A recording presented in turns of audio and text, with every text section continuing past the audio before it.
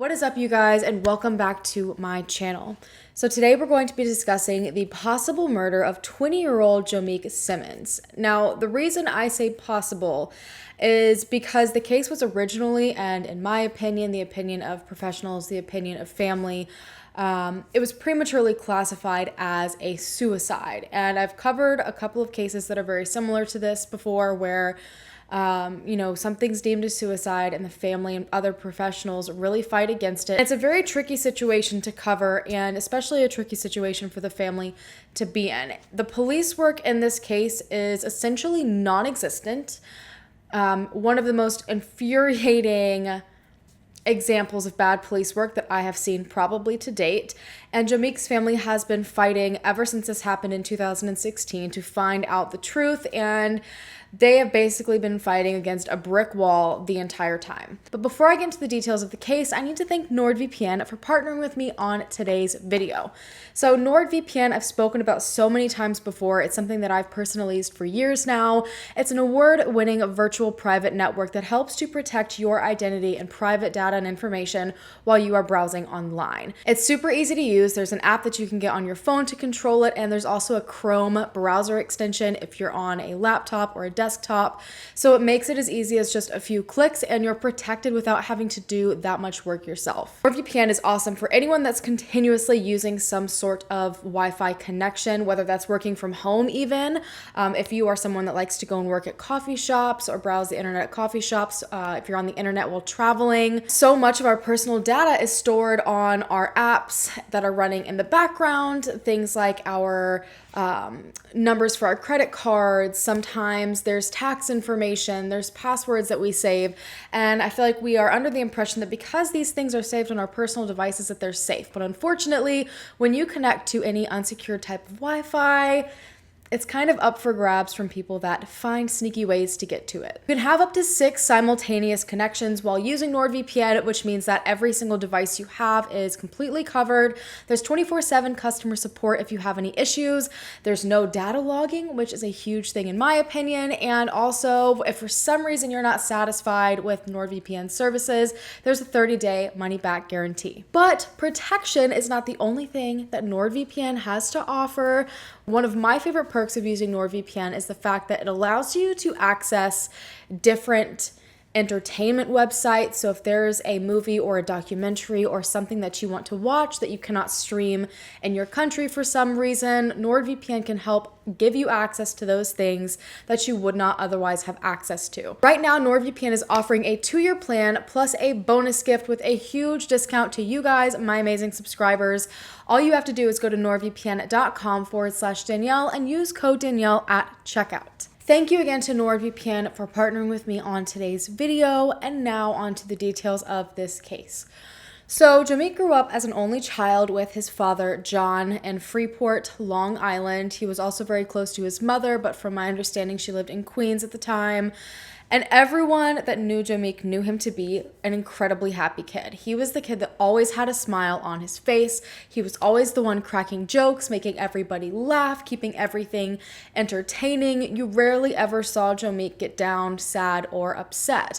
And as he got older, his personality just got bigger. According to those that knew him in high school, he had an amazing outlook on life. He always saw the positive in everything and made sure to share the positive with everybody else. He did have a few struggles at the beginning of high school, but luckily it seems like he was surrounded by a bunch of great people in his life, a bunch of great staff at the school that got him into a program to help him catch up, and that is literally all the push he needed. And by his senior year, his grades were great, and he was the captain of the football team. So he was just this young, happy kid with all of this life ahead of him, so much potential, but unfortunately, so many different roadblocks were in his life. After graduating from high school in 2015, Jameik enrolled in Nassau County Community College because he wanted to become a sports trainer. Just a few months into his first semester, something very life-altering popped up in Jameik's life. He was diagnosed in December of 2015 with Hodgkin's lymphoma. This turned Johmeik's life entirely upside down. He loved school so much, and he was forced to stop going. He had always worked. He was forced to no longer work. He had this huge social life and thrived off of friendships and being with people. But unfortunately, that had to all be put on the back burner. And his family said, as you can probably imagine, hopefully, that this was a huge blow for Johmeik. He was a kid that had always been happy, always been so positive, always uplifted others, always had a smile on his face. But when you go through treatment after treatment of chemotherapy and all sorts of medications and the possibility that you might not make it to the other side of cancer, it took a lot of Johmeik's spark away. But he was also not the kind of person, as I'm sure you can gather, that gives up very easily. So despite being slowed down and being pulled away from a lot of the different things that made him happy, he fought hard. About a year after he started treatment in early November of 2016, his doctors told him he was in remission. And that is such a huge, huge deal. And in true Johmeik fashion, he did not wait to hit the ground running. As soon as he was told this, he re-enrolled in school. He was ready to just keep going. He refused to skip a beat. He was talking to his cousin Tanisha, who he was very, very close with, that was like his sister, about getting back in the gym and getting his muscles back. And they were kind of joking together saying, yeah, we'll do this together. We both got this. So he was ready to go. He was going to start the next semester of college again, and keep on pushing in life. And this cancer diagnosis was really going to go into his past. But by the middle of that month, November 2016, another unexpected tragedy hit. November 16th, 2016, so probably less than 2 weeks after he was told he was in remission, he called his cousin Tanisha to tell her that he was stopping by his grandmother's house. He either had to drop something off or pick something up, I'm not exactly sure which, and he let her know that he would see her later. Unfortunately, Johmeik never showed up to his grandmother's house, and so his grandmother began to call him over and over and over again because Johmeik was not the kind of person to say he was coming and to not show up. He would have at least called to say, hey, this is happening, this is why I'll be late, or this is why I'm not coming. So this was kind of a first red flag, but no one really knew what was actually going on at the time. Till hours later when his father, John, got on Facebook. Now, I'm not exactly sure what the Facebook post said, but he was shocked to read that Johmeik had been shot that day and was in the hospital. Police hadn't called the family, from my understanding. No one that was with Johmeik had called, from my understanding. So imagine finding out through a Facebook post that your son isn't home because he's been shot and is in the hospital. So John rushed to Nassau University Medical Center, where Johmeik had been taken by ambulance. Shortly after, I believe 6 p.m. is when Johmeik had been taken, and he arrived to see his son comatose in a hospital bed with a bullet wound to his head, and both of his hands were in paper bags. So if you've been watching my channel for any period of time, you already know what that means. But John had no clue what that meant. And he was asking, why are my son's hands in paper bags? What is going on? And he was informed that it was to preserve evidence on Johmeik's hands because authorities wanted to test him for GSR, or gunshot residue. So at this point, John kind of connected 2 and 2 together, that police believed that Johmeik had shot himself. At this point, he called Tanisha, which is Johmeik's mom, and told her right away what was going on, and she rushed to the hospital. I have no clue at this point if authorities were even at the hospital with the family. Typically in situations like this, police officers will escort the victim to the hospital and stay there to question people, get information from doctors. But from what I'm seeing, it doesn't seem like they were there. Either way, I don't know if authorities were there, if authorities told the family what was going on, why Johmeik was there, what exactly had transpired. They obviously had not reached out to either of them on the phone at this point either. So somehow along the way, they ended up kind of starting to piece together what exactly had happened that night. So they ended up finding out that Jameik, instead of going to his grandmother's house, for some reason ended up at a friend's house. And two of his friends were there. Both of them, he went to high school with them, but from my understanding, the family wasn't very familiar with either of them. I don't think they had met them at all up until the point that they showed up to the hospital. So obviously, Jomeik's mom immediately confronted both of these friends because I still don't believe police were there or they weren't giving them any sort of information really on what happened. And since these two friends seemed to have been there when this shooting occurred, they had lots of questions. So the friends explained that Jameik showed up to the house that day and he seemed very depressed.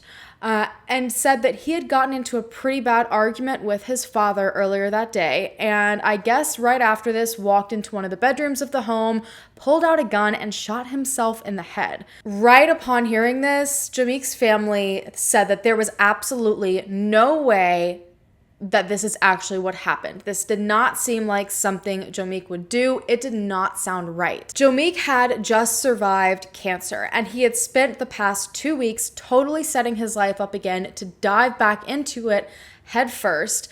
He had never in his life exhibited any sort of suicidal tendencies. He had never been depressed. Even everyone that knew him in high school, even a high school psychologist that was at the school, said Jameik wore his emotions on his sleeve. If he was happy, you knew it. If he was sad, you knew it. If he was depressed, you knew it. And he also loved to talk about it. He loved to talk about however he was feeling. That's just the kind of person he was. Nothing stayed in. He had to get everything off of his chest. So if something was going on, he was always known to go and talk to people about it. So the fact that he seemed to be so excited to finally be in remission, have survived cancer, fought his butt off to live, and was now diving back into life, it didn't make sense that he would get into an argument with his dad, apparently, show up at his friend's house, and decide in front of them to shoot himself.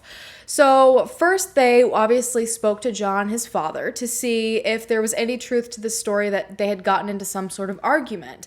And John did confirm that they did have a brief kind of, I wouldn't even call it an argument. I guess Jameik had left the fridge door open and his dad literally was just like, please don't do that anymore. You need to keep it shut. Just typical things that parents and their children kind of squabble about every single day. It was not a full-blown argument, so it didn't make sense that this fight or argument would have led to him deciding to end his life. Also, Jameik had spoken to his cousin Tanasia that day, and I'm not exactly sure if it was before this fight or after, but at that point, according to her, he was entirely fine, and they shared everything together. They spoke to each other every day. They had no secrets. If Jameik had been upset about something or going through something, she would have known it, and he seemed completely fine on the phone. And to make things even more suspicious, nobody knew of Jameik having a gun. So Tahisha obviously asked both of the friends, like, does Jameik carry guns? Do you know if he himself owns a gun or has a gun? And they said no to both of these things. So then she says, well, then how did he get this gun? You say he just pulled out a gun. Where did it come from? They said that they had absolutely no idea. So Tahisha really started to question these two friends because their story just seems off, not necessarily like they're hiding something, but it just doesn't sound like Jameik at this point. But then she started to ask some questions and their behavior seemed abnormal. Jameik's mom asked the friends what exactly they did when her son pulled out a gun and shot himself. That seems like a pretty reasonable question to ask, and I feel like most of us would expect a certain response. And one of the kids straight up said, I didn't do anything. And she asked why, and he said, well, because I was playing video games. So at this point, Jameik's family is questioning them left and right, trying to figure out what they may be hiding, because you don't just watch your friend shoot himself and not stop and do anything because you're too busy playing video games. So at this point, with all the questioning, both of the friends literally fled from the hospital, left, and didn't say anything else to the family. Well, again, at this point, I have no idea what police were doing. I don't know if they eventually showed up to the hospital. I don't know how often they spoke to the family. I don't know how deeply they were investigating at this point. I don't believe it was very much based on what I found out later. But Jameik spent the next 5 days comatose in the hospital, entirely unresponsive. And by the 20th of November, it was found that there was no brain activity. So his family had to make the incredibly difficult decision to take him off of life support. And by the following day, shockingly, the medical examiner said that the cause and manner of death was suicide by gunshot wound to the head. Now, for any of you that have watched my videos for any period of time, or you know pretty much anything about true crime, usually hearing the manner and cause of death does not happen that quickly. Especially when it is a situation like this where they have to rule out something like foul play first. It usually takes a lot of forensic testing, a lot of different tests coming back, toxicology reports, which take weeks. So it's usually about a month before these sorts of things are released. So the fact that that information came out the next day was very alarming. His family knew that this wasn't right. This was not Johmeik. Johmeik did not go into remission and start to, live his life again, only to turn around and end his life over an open refrigerator door. As I said, everyone that knew Johmeik did not believe it. His family, everyone he went to high school with, all of his teachers, his professors, everyone he worked with in sports, all said this was out of Johmeik's character, and everyone was questioning it. And the family's suspicion only continued to grow when something strange happened 3 days after Johmeik passed away. So Johmeik's father arrived home and went to check his mail and found Johmeik's cell phone and car keys inside of the mailbox. So clearly one of the two individuals that had been at the home the night that Johmeik was shot at his friend's house, one of them returned all of those items. They didn't leave like a note or anything like that. So his family decided, we think something strange is going on here. Things aren't adding up, so we're going to go look through his phone to see if there's any sort of answers about what may have happened that night, why he exactly went to his friend's house instead of going to his grandmother's house.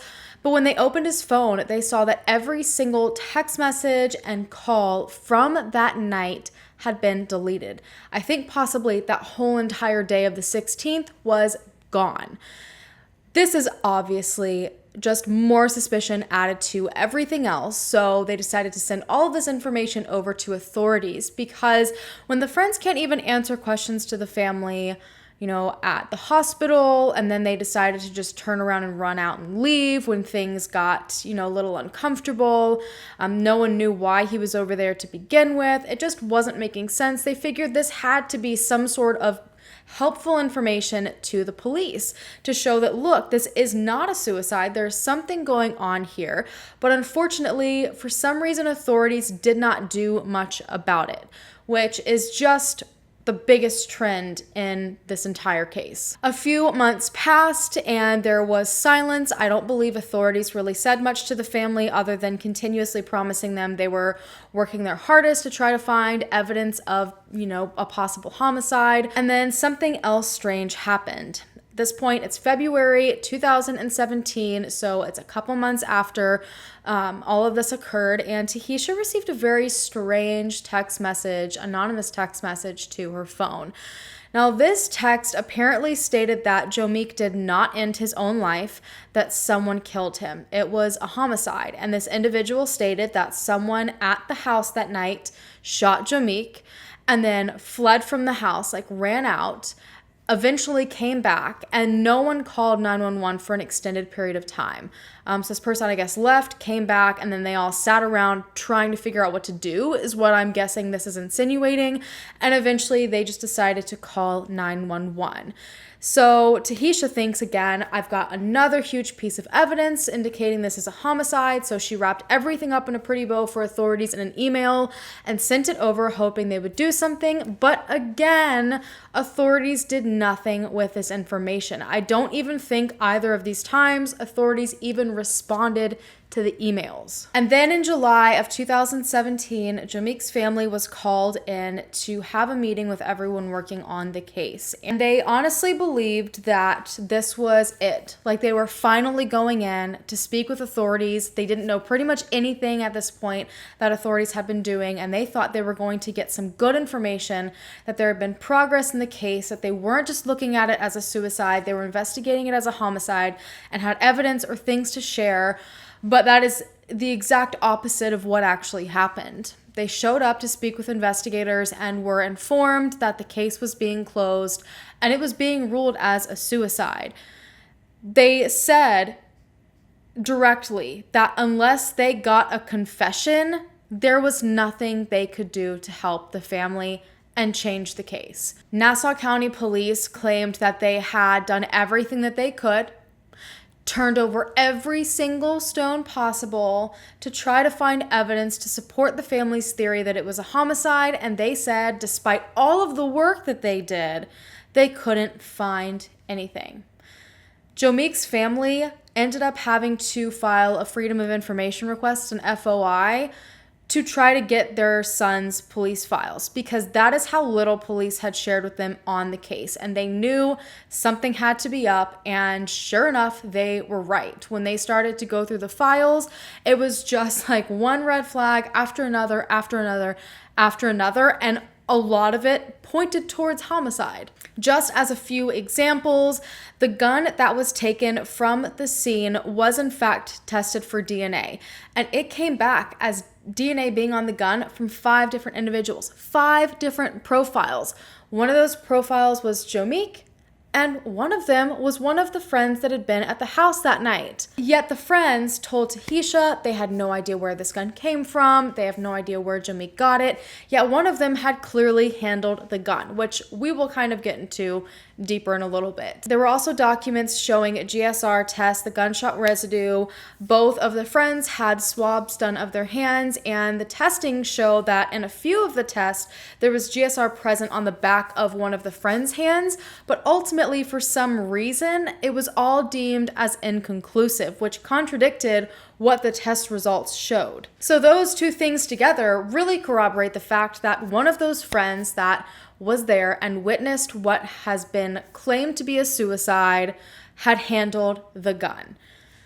So his family continued to fight, and at this point they are being loud, they are not letting this go, and they ended up getting the attention of a PI named Edward Dowd.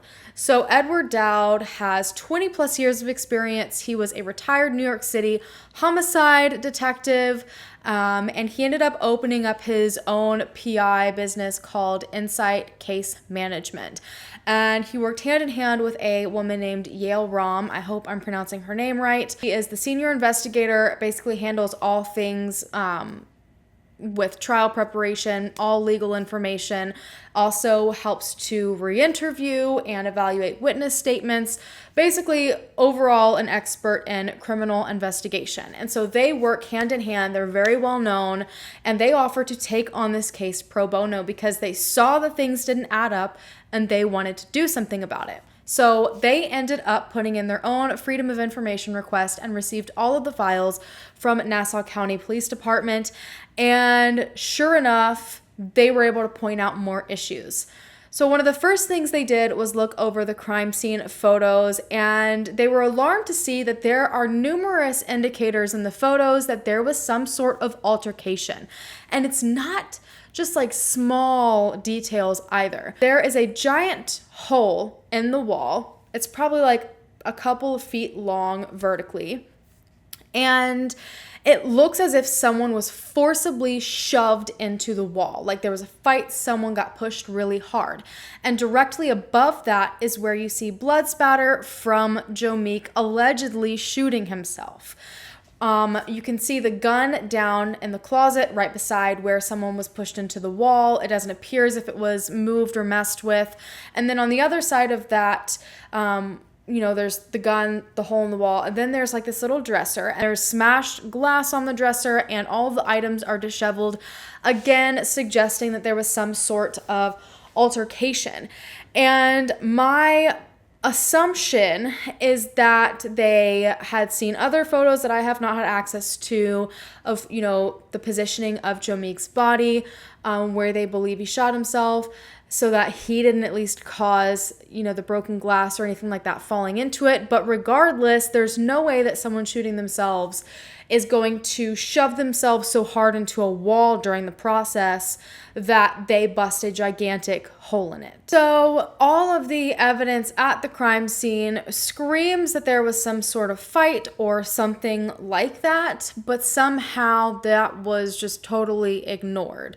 They also found, when they looked through the police files, that the two friends never gave formal witness statements. They were only questioned, 911's called, police arrived, they questioned them right there, just verbally, and they were never spoken to again. Not another time. They weren't even asked to come in to write a formal statement, nothing. So authorities had the nerve to speak directly to the family, saying that they were deciding to close the case a year later, claiming they spent that entire year trying their hardest to find any sort of evidence of homicide, yet they did not even question the two individuals that were with Jameik when the shooting occurred, the only two people that have even suggested that it was a suicide. Like, the whole idea of suicide came from the story that those two told, yet they were never formally brought in to write a statement and never spoken to past that night. And if they had looked at the crime scene photos, they would have seen the clear evidence of a possible altercation, which again should have forced them back to asking questions from these two friends.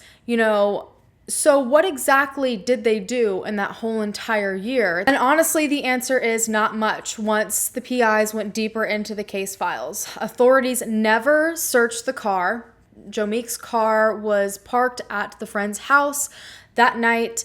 They never looked inside of it. They never took it to be tested forensically. It was just left at the friend's house. They clearly didn't take Jomeik's phone to check it because the friends had that as well as the keys. And if this had been done properly, if it was a proper investigation like it should have been, the friends would have been brought in for formal questioning. The car would have been taken in case it contained any sort of evidence. His phone absolutely would have been taken. None of that was done. None of it. There was, in fact, however, GSR swabs, so they did at least do that on both of the friends that we know of. There was the gun that was sent for DNA testing that we know of. But as I've already said, the GSR swab showed that there was potential gunshot residue on the back of one of the friend's hands. And then there was one of the friend's DNA found on the gun. And so that also, along with the evidence from the scene itself, should have brought authorities again back to the friends to question them. And to make things even worse, all of the different forensic testing that was done wasn't even sent in until March of 2017. 5 months after all of this happened. And remember what I said earlier about the medical examiner deeming it a suicide the day after his death. Usually medical examiners take in some of that information to help with their conclusion, and they didn't. All of this stuff wasn't sent out for 5 months for some reason, and then came back suspicious, was ignored, and just still deemed a suicide. At this point, the PIs decided to bring in a New York City forensic pathologist, also well known. His name is Jonathan Arden. If I'm not mistaken, I've mentioned him a handful of times across my channel. And they looked into the autopsy report and the autopsy photos, and it was kind of shocking because the original medical examiner found a lot of things that should have strayed them away from suicide, but again, for some reason, that was still what it was deemed. So first and foremost, Jameik was left-handed, and the gunshot wound was to the right side of his head. So when you are in a suicidal state of mind, a lot of different things, are kind of on autopilot. Like your head is thinking about so many things and spinning through so many things that there's a lot of muscle memory going on. You're likely, or at least more likely, going to grab the gun with your dominant hand. So for him to use a non-dominant hand, and as you know, through other different cases like this that I've gone through, it's just not common to see someone that is ending their own life to grab the weapon in a non-dominant hand. To top it off, the trajectory did not match up to a self-inflicted wound at all.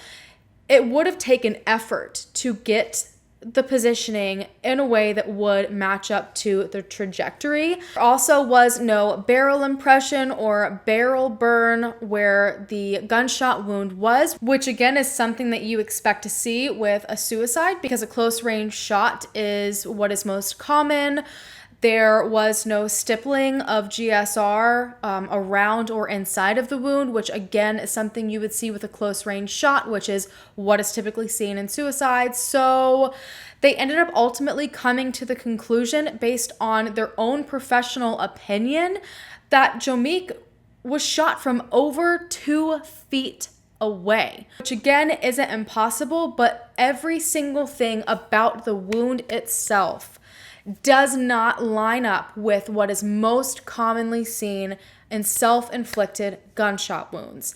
And what's most unfortunate, like I said, is that the medical examiner, the original one, literally pointed out all of those different things, said that it appeared it was not a close range shot and it was from further away, said all of these different things, yet somehow still came to a completely non-matching conclusion. Jonathan Arden ended up writing up a report for the family and stated, and I quote, "Both the circumstances of the shooting and the features of the gunshot wound itself are inconsistent with this having been a self-inflicted gunshot wound.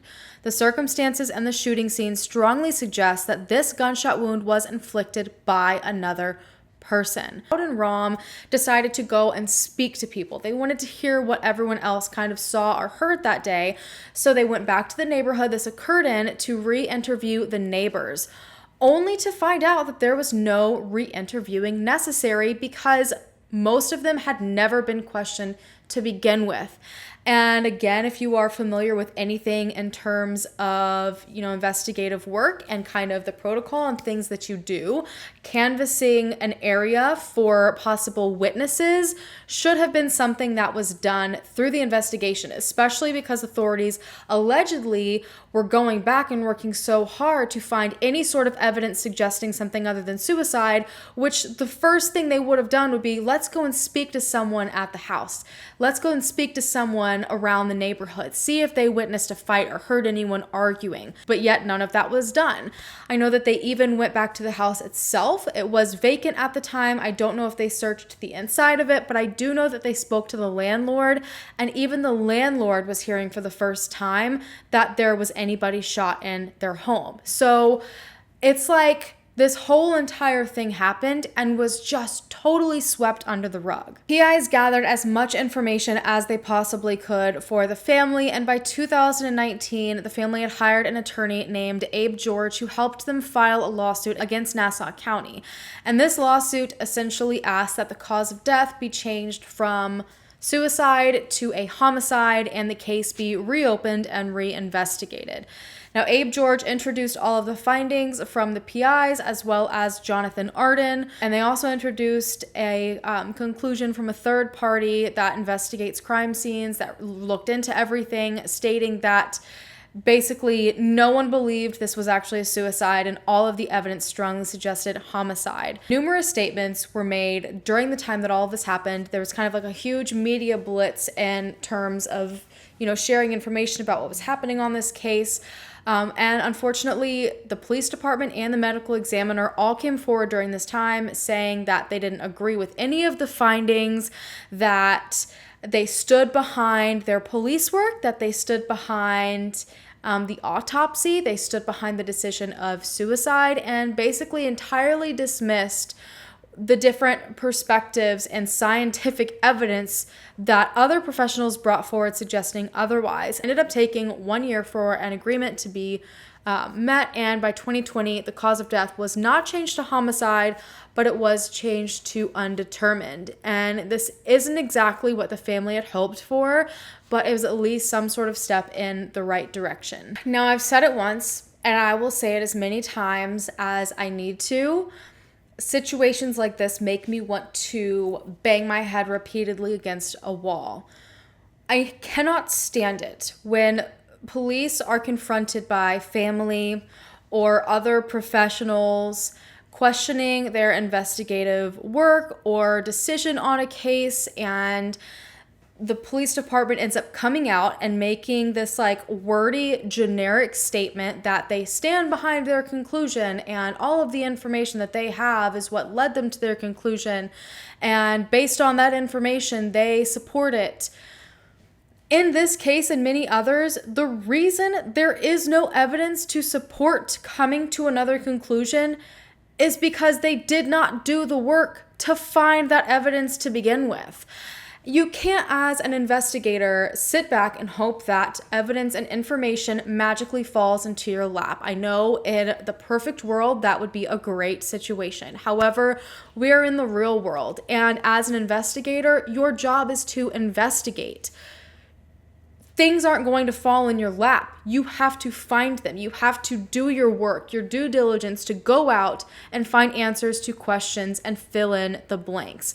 Obviously, it's not going to be perfect. You won't find everything, but you cannot lazily sit back and cover up your crap work with a beautiful blanket statement, because at the end of the day, your crap work is still crap work, and most of us can see right through it. It is disturbing to hear a police department, and this has happened so many different times, so strongly say that they stand behind their work when everything that we've seen so far in this case says that they didn't even do the bare minimum.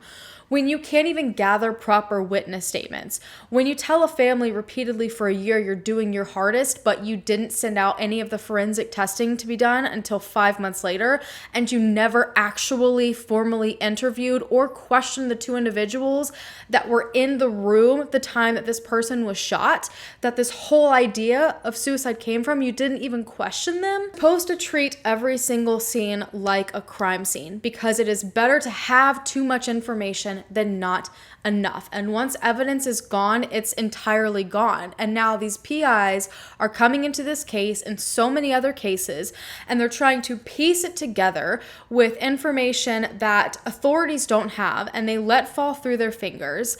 And now there's so many questions that there may never be answers to, and forensics that might have been there that are now gone, and all of the building blocks that you need to create a criminal case will now be missing. There's a family on the other side of that. There's a 20-year-old young man that just survived cancer and was ready to live his life that may have been shot by someone he considered a friend. There's no excuse for that kind of police work. We see things fall through the cracks all the time. I'm a tough critic when it comes to things like that, especially. I'm literally yelled at all the time for being too hard on police.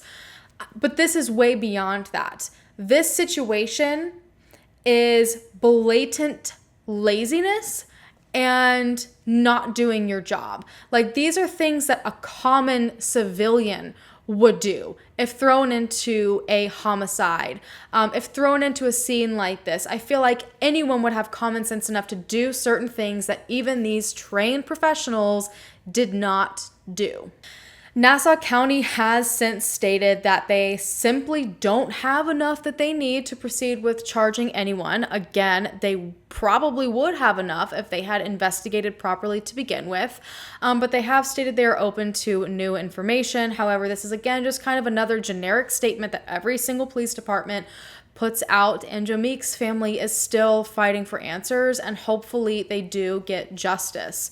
Now, everyone is very obviously questioning these two friends that Jameik was with that night, and I can see why, for more reasons than just the obvious ones that they were there. Like, why did they take his phone back to the family's house and delete all of the text messages from that day? Now, I can understand them just wanting to kind of drop things off there and leave, especially because they seemed very uncomfortable being questioned in the hospital. Now, I think we all can agree on the fact that regardless of being guilty or not guilty of something, even if you've not, in fact, been involved in the shooting of someone or the murder of someone, if you are accused of that, or if someone kind of insinuates that, even if you're not guilty, that's going to scare the crap out of you. So maybe they just dropped it off the way they did because they didn't want any more questions and it worried them. However, if you have nothing to hide, there's nothing that you're lying about, and you have no other information you can give the family or police, why would the phone be returned back with all of that day deleted? Every bit of conversation and phone call gone. Also, why did it take over a week for them to even give all of those things back? And then on top of that, why did they tell his mom they had no clue where the gun came from when it had DNA from one of them on it, and one of the tests showed that there was GSR on the back of one of their hands? It is very possible that maybe one of these individuals simply just ran in there after Jameik shot himself and grabbed the gun, or, something of the sorts, reacted to what had just happened. And that's how they maybe got GSR on the back of their hand. Maybe that's why their DNA is on the gun. And unfortunately, I have no clue if authorities ever asked about any of that information. Again, if it was a proper investigation, authorities would have said, okay, we have a shooting. You say it's a suicide. Did you handle the gun? How did you handle the gun? Which one of you touched it? Like, there would have been all of these questions asked to explain why those things could have gotten there. But unfortunately, I don't know if they ever asked those questions. When it comes to the random text message that Jameik's mother got, someone coming and shooting Johmeik and then leaving the house and coming back and then waiting a while to call 911. I mean, we're talking about like 18, 19-year-olds, somewhere around that range. And I'm sure something maybe could have happened. There could have been a fight. I still don't know what possibly could have transpired that night. But if they are scared and know that they have no way to twist it, I can imagine waiting a while and then being like, well, we don't want to get rid of a body. We have no way of doing that. We have to call 911 and we'll just make it look like an accident. And maybe that's why there was all this waiting and all this time that passed. And unfortunately, I don't think there's any real way to know the time that he shot himself, because it was not an immediate death. He was alive and transported to the hospital. So there's not really any way to look at certain things that happen within the body to determine the time period that I know of. So I don't even know if that's been looked into to check to see if there was any lapse in time between when he shot himself or someone shot him and when the ambulance came to pick him up. I'm struggling to grasp what the motive would be to kill Johmeik. A lot of people have speculated that he just had gone through so much and was still winning at life and succeeding, and someone was mad over his success and kind of just let that out on him.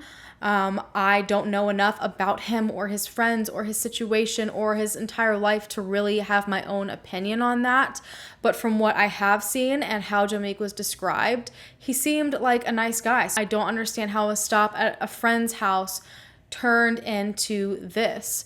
Was this random call to Tanasia to say, hey, by the way, I'm going to my grandmother's house, since it kind of seems like out of left field, was that common, or was that him kind of saying, look, I have to stop somewhere real quick before I go to my grandmother's house? Like, if something goes down, maybe he was expecting something to potentially go wrong.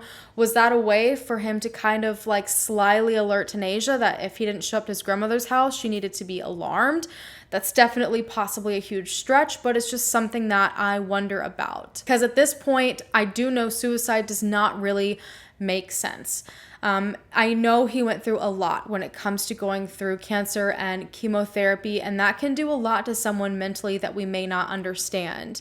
If he was so upset with his dad over a fridge door, it makes me wonder, since that doesn't seem like something that would ever push someone to end their life, if that maybe was just the straw that broke the camel's back and there was something larger.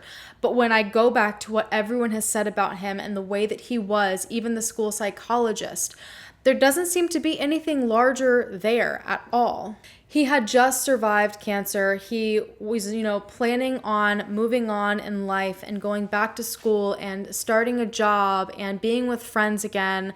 He was ecstatic about the news of being in remission. So for it to kind of flip like a switch like that does not make sense to me. And when you pair that with the science and everything else found behind it, it seems like there is something more going on. I just don't have the answers to yet. In my personal opinion, this is weighing on someone's conscience. When I think about the fact that people possibly waited before calling 911, that the friends did come to the hospital, I just have this feeling that someone wasn't directly involved in this and kind of got roped into it and was either threatened to be quiet or just feel scared in general that they're going to be blamed for something. But again, based on the text message and, different things that have occurred in this case, I think it's weighing heavy on them and they have the answers to what actually happened and they want to give them over, but I just think they're having a hard time with it.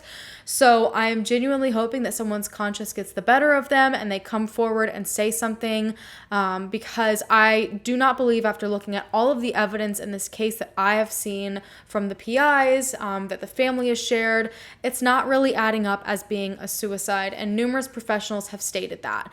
And it's really difficult to see the lack of police work and see those different conclusions should have been found in the medical examiner's report as well, but it just for some reason wasn't. There's something weird going on here. I can't put my finger on it, but I hope that the family gets some sort of answers because this is devastating. They went through so much and then they watched Jameik go through so much, and to be at like the top, at the other side of this insane battle, only to be possibly brought down by somebody else and have all of that hard work to fight through cancer taken away from you, is heartbreaking. But that is all that I have for you guys. Hopefully I'll be able to update this case at a future date to give you guys some sort of good news that the family finally has answers, someone has finally come forward. If you have any information at all, I will try to find who you should contact in the links down below. I don't know if it's technically considered an open investigation anymore since it changed from suicide to undetermined on the cause of death, but I'm sure I can find the private investigator's information for you to pass anything on to them. But on that note, you guys, I'm going to go ahead and go.